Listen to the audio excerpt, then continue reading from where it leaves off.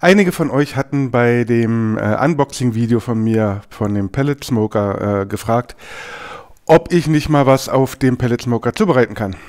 Und heute ist es endlich soweit. Ich mache ein Brisket. Ich nehme die Texas-Krücke dazu zur Hilfe. Und wie ich das mache, das erkläre ich euch jetzt.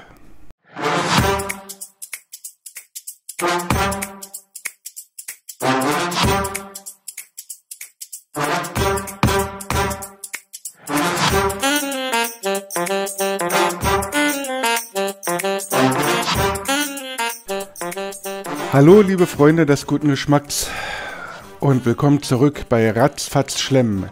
Lecker Leichtes aus Grill, Pfanne und Ofen. Ja, wie eben schon erwähnt, heute mache ich ein Brisket. Das ist eine Rinderbrust. Die ist sehr kollagenhaltig, also die ist eigentlich sehr zäh. Ein ursprünglich typisches Schmorfleisch. In der Barbecue-Küche kann man das halt wunderbar zum Smoken nutzen. Und zwar wird das bei einer niedrigen Temperatur, natürlich auch im Backofen machbar, aber da das sehr lange dauert, braucht es sehr viel Strom. Also bei einer niedrigen Temperatur von 110 Grad über mehrere Stunden wird das gegart. Dann nutze ich den Vorgang dieser sogenannten Texas-Krücke. Das bedeutet, dass das Fleisch dann eingepackt wird bei einer Kerntemperatur von etwa 72 Grad. Da kommt es auf 1 Grad, glaube ich, nicht drauf an. Dann wird es eingepackt. Ich benutze Butcher Paper. Man kann auch Aluminiumfolie einfach benutzen. Und in dieser Folie oder in diesem Papier wird es dann nochmal dampfgegart und dann bis zu einer Kerntemperatur von 92 bis 94 Grad durchgegart. Dann sollte es so weich sein, dass das einfach ein leckeres Stück Fleisch ist, sehr zart. Und was da drin passiert ist, ich habe ja gesagt, das ist ein Schmorstück eigentlich. Sehr kollagenhaltig. Die Muskelpartie in der Rinderbrust ist sehr stark beansprucht, deswegen ist da sehr viel Kollagen drin. Und bei Temperaturen so über der 70 Grad Grenze verwandelt sich dieses Kollagen nach und nach in Gelatine. Und Gelatine kennt jeder, die ist ja, ich sag mal, wabbelig. Aber im Fleisch wirkt es denn tatsächlich da so, als wäre das wirklich zarter und gibt einfach unheimlich viel Geschmack. Und wer einmal ein Brisket probiert hat, der wird den Geschmack nicht mehr vergessen, weil das ist so geil, kräftig, lecker. Ja, wie mache ich das? So ein Brisket braucht, je nachdem wie groß und wie dick das ist, ich habe ein relativ dünnes Stück, insgesamt 2,5 Kilo. Das schrumpft sehr stark ein. Das braucht so, ich rechne jetzt so mit 8 bis 10 Stunden. Große Brisket kann durchaus auch 24 Stunden brauchen. Man weiß es vorher leider nie so wirklich. Es kommt auf die Kerntemperatur drauf an, wie viel Kollagen ist in dem Fleisch enthalten. Dadurch braucht es einfach länger. Dieses Kollagen nimmt Energie auf. Die Kerntemperatur sinkt tatsächlich messbar wieder ab, steigt dann wieder an und das kann man schwer im Vorhinein sagen. Ich habe heute relativ früh angefangen, das Fleisch ein bisschen vom Fett zu befreien oder zum großen Teil vom Fett zu befreien und den Rub herzustellen und dann das Fleisch zu rubben und auf den Pellet Smoker zu legen. Um ein bisschen Feuchtigkeit ans Fleisch zu bekommen, kann man sich eine Form mit Bier oder Apfelsaft oder einfach auch Wasser in den Pellet Smoker stellen. Oder man macht es hier mit so einer Sprühflasche. Und zwar habe ich hier Apfelsaft drin und gieße das zu gleichen Teilen mit Apfelessig auf.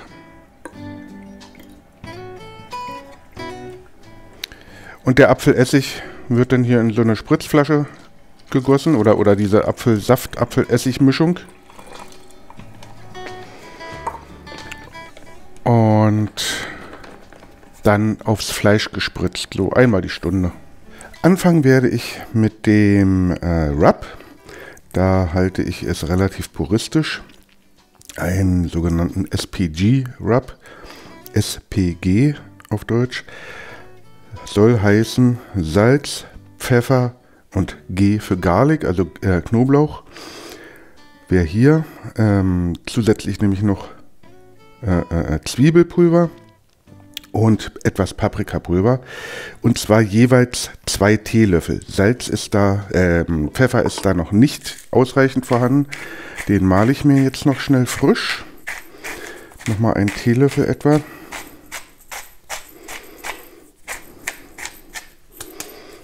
So, dann habe ich hier in der Kappe den frisch gemahlenen Pfeffer.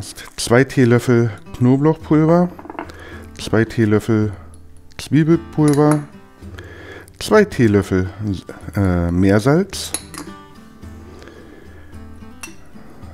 den Paprika und den frisch gemahlenen Pfeffer. Das gut durchgemischt.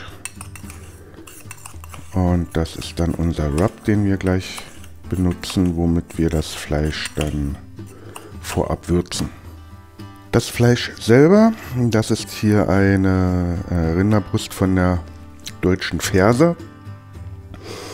Eine Ferse ist einfach ein bisschen besser durchwachsen.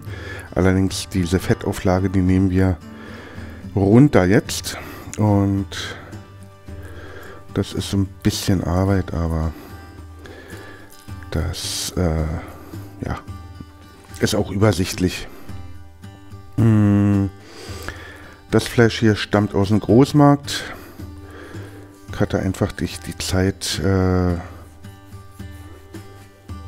noch bei einem Händler zu bestellen. Ansonsten hat man bei der Rinderbrust schon ein bisschen Probleme, die zu bekommen. Deswegen leider auch der Cut hier. Es wird einfach einfacher verpackt. Das wird zusammengeklappt und dann ist das so ein großes Paket. Und ja, das lässt sich offensichtlich besser verkaufen dann. Mit unserem selbstgemachten Rub werden wir das Fleisch jetzt würzen. So. To rub heißt einmassieren und genau das mache ich jetzt auch so ein bisschen. Und dann auf der anderen Seite. Ich benutze heute Hickory Pellets von der Firma Traeger. Die machen einen angenehmen Rauch und das passt wunderbar zum Brisket. Wo ich jetzt mal zu dem Pellet Smoker selber zu sprechen komme. Der große Vorteil, den ich so im Laufe der Zeit jetzt erkannt habe oder für mich gewonnen habe, ist, dass der tatsächlich alle Pellets frisst, die es so im Handel gibt. Da das jetzt, ich sag mal, keine Markenfirma ist, schreiben die einem auch nicht vor, welche Pellets man benutzen sollte, ohne die Garantie zu verlieren. Und ich benutze hier tatsächlich von Traeger. Aus dem Großmarkt habe ich Buche-Pellets genommen. Die funktionieren alle mit wunderbarem Ergebnis. Gefällt mir echt gut. Der Smoker hat aber tatsächlich auch ein paar weitere Nachteile. Und zwar die Größe. So eine Konsistform, um jetzt einen Dämpfvorgang in so einer Konsistform vom großen schwedischen Möbelhaus beispielsweise durchführen zu können, die passt da nicht rein. Da ist das Ding einfach ein bisschen zu klein. Und der kleine Ablagerost oben, den man noch zur Verfügung hat, der Abstand, der ist so, es ist eher hinderlich, als dass der hilft. ansonsten im Großen und Ganzen muss ich sagen, bin ich mega zufrieden mit dem Gerät. Der macht, was er soll. Der hält die Temperaturen ziemlich konstant. Der Barbecue-Bär, der hat mal eine Messung gemacht. Der verteilt die Hitze tatsächlich auch sehr gleichmäßig. Und alle top. Ein weiterer Nachteil, der mir so ein bisschen aufgefallen ist, ist tatsächlich der Vorratsbehälter. Diese 4,5 Liter oder 4,5 Kilo, die der Behälter fast, die sind knapp. Also so ein Smoke-Vorgang über Nacht, also mit 107 Grad, wenn die Außentemperatur nicht zu gering ist, das klappt. Aber ich hatte auch schon Erlebnisse, wo die Schnecke dann zu sehen war. Das heißt, der ist leer gelaufen. Das ist schon eng. Also da muss man zumindest aufpassen. Ja, ansonsten ist der sehr zuverlässig. Ist bei mir zumindest noch nichts hängen geblieben. Ich hatte Zuschriften, dass Temperaturen weit über 300 Grad erreicht wurden mit Buche-Pellets. Und ja, zum Smoken, ich nutze den halt, für mich ist ein Smoker und kein Grill. Und zum Smoken ist der hervorragend. Ein weiterer Nachteil, für mich zumindest, oder ein Nachteil kann man vielleicht gar nicht sagen, aber ein Unterschied zu höherpreisigen Geräten ist die Reinigung. Bei höherpreisigen Geräten ist unter der Brennkammer eine Möglichkeit, diese Asche zu entnehmen.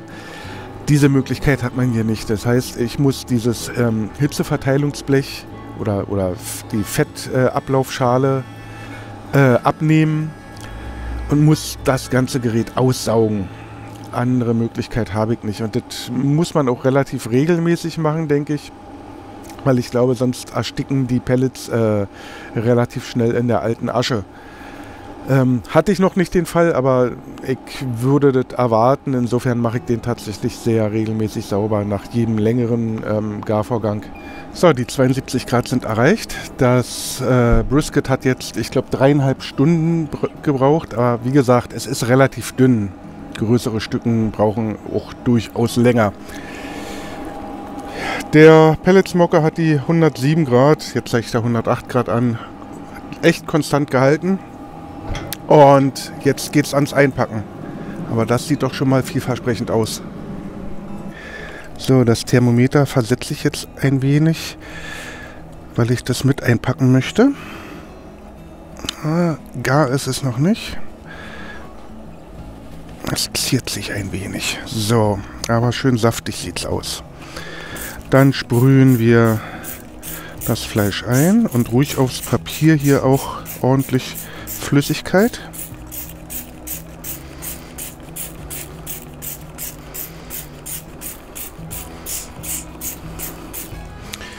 So.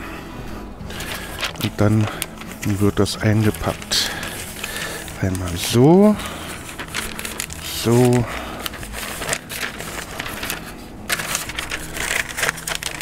Und so.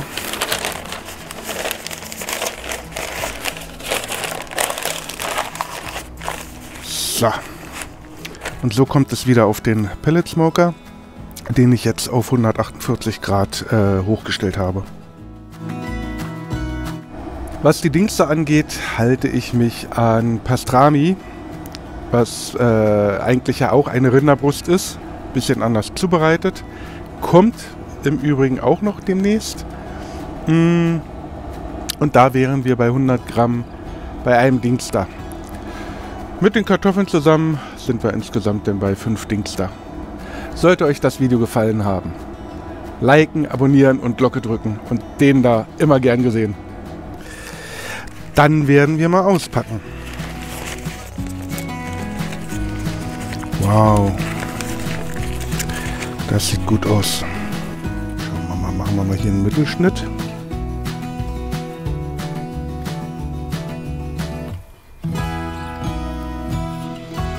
Wow, das sieht gut aus. Schöner Rauchring.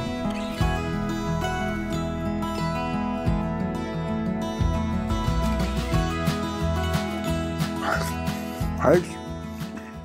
Aber so lecker. Mm.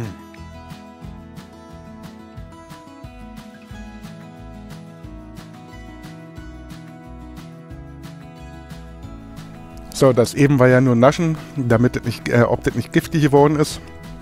Jetzt darf ich tatsächlich kosten. Mm. Boah. Also,